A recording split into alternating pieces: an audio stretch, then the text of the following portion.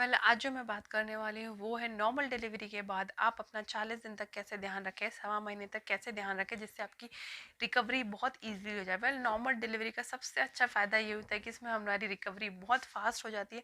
हम बहुत जल्दी अपने नॉर्मल रूटीन पे वापस आ जाते हैं, जो सी सेक्शन में नहीं हो पाता है। सी सेक्शन में एक्चुअल में हम लोगों को बहुत प्रॉब्लम होता है, बट नॉर्मल डिलीवरी में ऐसा नहीं होता।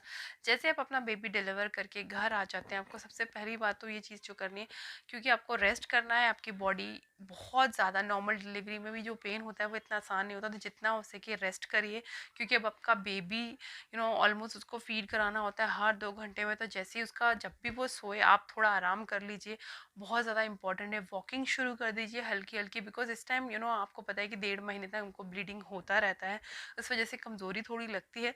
बट आपको अपना खाने पीने का बहुत ज़्यादा ध्यान रखना। मिर्च मसाले की चीज़ें आपको नहीं खानी। दलिया, मूंग की दाल, हल्की चपाती, यही सब चीज़ें आपको अभी खानी। यस, आपको जो आप खा सकते हैं, जो सी सेक्शन वाली मदर्स नहीं खा सकती, वो है मम्मा के बने हुए जो हमारे प्रेगनेंसी में खाने वाले लड्डू होते हैं, वो खा सकते हैं। बहुत लोग पंजीरी भी खाते हैं, तो आप वो इंजॉय कर सकते हैं। वो भी ज़्यादा नहीं खानी, आप मॉर्निंग में एक खा सकते हैं। उससे आपको बहुत बहुत हेल्दी होते हैं वो लड्डू, और उससे आपकी बॉडी को हील होने में बहुत हेल्प मिलती है। नॉर्मल डिलीवरी में, कोई भी डिलीवरी हो, बेबी को डिलीवर करना इतना आसान नहीं होता है। तो माँ की बॉडी को प्रॉपरली फिर से उसी जगह पे आने में टाइम लगता है, तो उसके लिए आपको ध्यान रखना है। आपको कम से कम 1.25 महीने तक रिलेशन में नहीं रहना है, बिकॉज आपको ब्लीडिंग चल रही होती है उस टाइम पे, तो आप थोड़ा सा ध्यान रखेंगे तो ज़्यादा अच्छा रहेगा उस चीज़ का। वॉकिंग करिए हल्की से हल्की सी, और अपने खाने का ध्यान रखिए।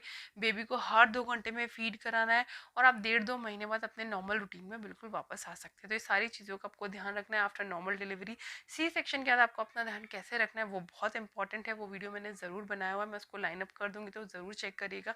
Thank you so much. अगर और कोई क्वेश्चन है तो ज़रूर मुझे कमेंट बॉक्स में लिख के बताइएगा। आराम से इंजॉय करिए, अपने बेबी को भी इंजॉय करिए, अपना फूड भी इंजॉय करिए, और अपनी हेल्थ का भी बहुत ज़्यादा ध्यान रखना है।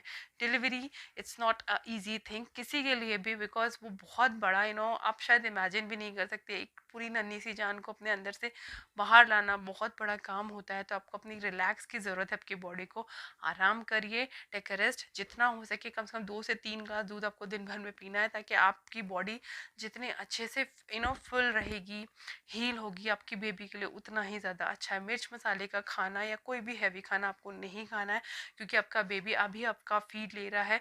जो भी आप चीज़ खाएंगे उसका डायरेक्टली इफेक्ट आपके बेबी पे पड़ता है, तो उस चीज़ का आपको ध्यान रखना है।